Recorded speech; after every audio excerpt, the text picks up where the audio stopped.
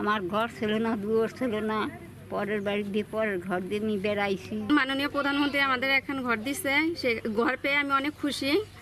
আশ্রয়হীনদের আনন্দের অশ্রু বলে দেয় আজ তারা কতটা নিরাপদ। উপকারভোগীরা বলছে, ভূমিহীন আশ্রয়হীনরা যখন ছেলে মেয়ে নিয়ে বিপাকে পড়েছিলেন অকুল পাথারে, ঠিক সেই সময় মাননীয় প্রধানমন্ত্রী মুজিব বর্ষের দেওয়া আশ্রয়ণ প্রকল্পের এই উপহারে একদিকে মিলেছে নিশ্চিত নিবাস, অন্যদিকে তারা আঙিনায় গড়ে তুলেছে সবুজের আচ্ছাদন। নদী বিধৌত নড়াইল জেলাকে ভূমিহীন ঘোষণার পাশাপাশি আশ্রয়ণ প্রকল্পের ঘরগুলোর চারিপাশে সবুজে সবুজে ভরিয়ে তুলছে উপকারভোগীরা। শাকসবজির পাশাপাশি ফলজ, বনজ ও ঔষধি বৃক্ষরোপণের মাধ্যমে অক্সিজেনের সরবরাহের পাশাপাশি তাদের আর্থসামাজিক উন্নয়নও ঘটছে। মাননীয় প্রধানমন্ত্রী আমাদের এখন ঘর দিচ্ছে, সে ঘর পেয়ে আমি অনেক খুশি।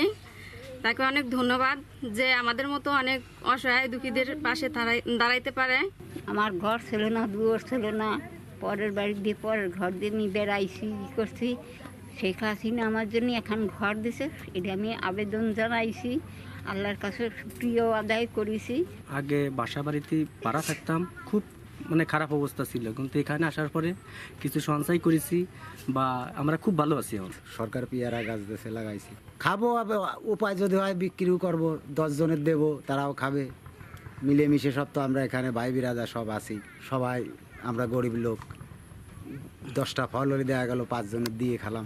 11 জুন গৃহ হস্তান্তরের মধ্য দিয়ে নড়াইল জেলাকে ভূমিহীন ঘোষণা করা হবে। সেই সাথে মাননীয় প্রধানমন্ত্রীর ঘোষণা অনুযায়ী সারা বাংলাদেশে সবুজায়ন করতে হবে। তাই ভূমিহীন ঘোষণার পাশাপাশি জলবায়ু পরিবর্তনজনিত বিরূপ প্রভাব থেকে রক্ষায় নিয়মিতভাবে গাছ লাগানোর উপর জোর দিচ্ছেন প্রশাসন।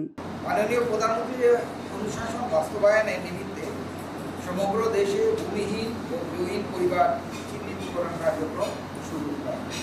নড়াইল জেলায় যাচাই করে সদর উপজেলায় 303টি, লোহাগড়া উপজেলায় 240টি এবং কালিয়া উপজেলায় 623টি গৃহহীন পরিবার এর তালিকা চূড়ান্ত। আশ্রয়ণ দুর্যোগ প্রকল্প এবং দুর্যোগ ব্যবস্থাপনা ত্রাণ মন্ত্রণালয়ের গ্রামীণ অবকাঠামো সংস্কার তালিকা প্রকল্পের মাধ্যমে তালিকাভুক্ত ভূমিহীন ও গৃহহীন পরিবারকে ন্যূনতম পক্ষে 200 কৃষি খাস জমি বন্দোবস্ত প্রদান পূর্বক একক গৃহ নির্মাণের মাধ্যমে পুনর্বাসন কার্যক্রম চলমান রয়েছে। নড়াইল সদরে 303টি, লোহাগড়া উপজেলায় 240টি ও কালিয়া উপজেলায় 623টি, মোট জেলায় 1166টি ভূমিহীন ও গৃহহীন পরিবারকে গৃহহীন মুক্ত করা হয়েছে। ইতোমধ্যে 2023 সালের 9 আগস্ট নড়াইলের কালিয়া উপজেলাকে ভূমিহীন ও গৃহহীন মুক্ত ঘোষণা করা হয়। Desk report, voice of tiger.